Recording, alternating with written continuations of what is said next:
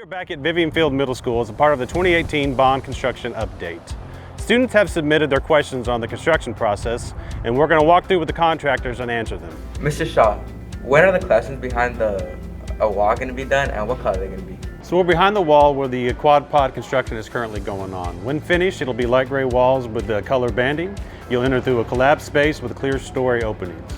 As you go around the temporary walls, you'll see these QR codes. If you just pull out your device and scan, it'll show you what the areas will look like when complete. What will the courtyard look like? Will there be furniture out there, and will we be allowed to go out there?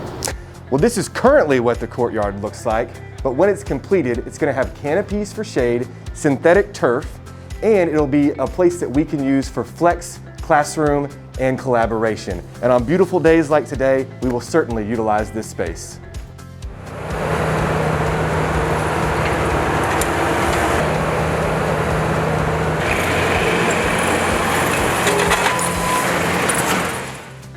Mr. Walker, what is it like working on a construction site? Well, I'm glad you asked that question. It's actually a very rewarding career being out here. As you've seen behind the quad pods and also inside the courtyard, there's a lot of stuff that's going on day to day. A lot of people coming and going.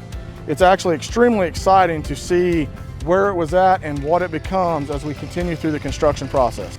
Thank you so much for showing our field students behind the scenes in the construction site. We look forward to involving students even more as we move forward. Chad, it was our pleasure, and we thank you for the opportunity to have the students join us.